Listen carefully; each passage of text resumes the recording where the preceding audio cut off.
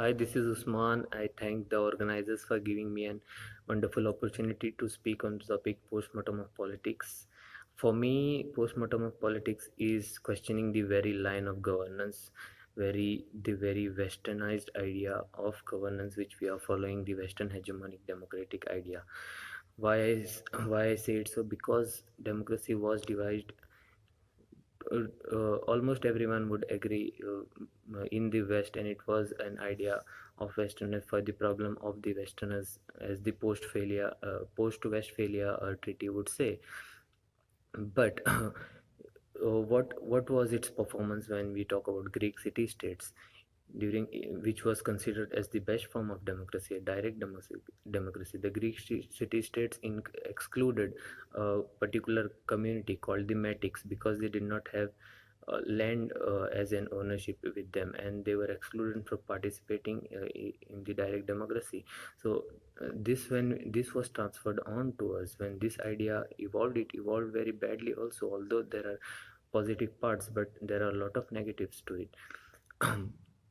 So when we got this idea as colonies, we received it as a solution for our problems. We received it in exchange of our independence, and we thought it would suffice us, but it wasn't so, because what we had after our independence is a body in United Nations which would rule us, which would dictate us and tell us what is to be done and what is to be not. Democracy also meant you had the sovereignty, you had the territorial right, you had the equality, sovereign equality.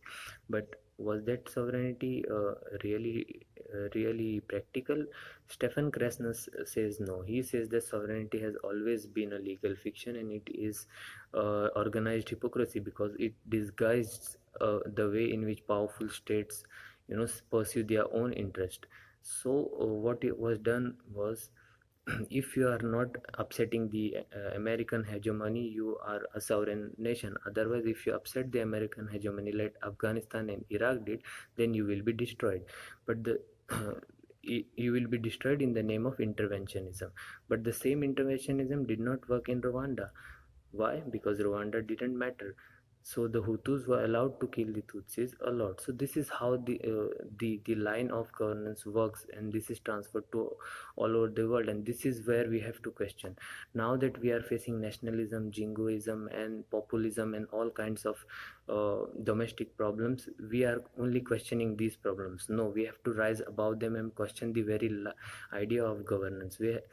Globalization gave us a hope to think in global terms, to be global citizen, but we are forced to think over the problem of democracy, over the problem of nationalism. Yes, now this democracy has started showing up its defects. It is defecting in Europe itself, in the problem of refugee crisis. In India, it is nationalism and all kinds of communal issues. So postmortem of politics would really mean to think on terms of alternative ideas, to question the Fukuyama kind of thesis, who says that it is the end of history and liberal democracy and capitalism is the solution. No, we will question it. It is not the end of history, because democracy, and the politics which goes around with this is manipulated, and we will question it. We will have to consider the ideas of Islam and Islamic political system and some other system which was ignored by Fukuyama. So this is how we do the real postmortem of politics, by suggesting alternative ideas. Thank you.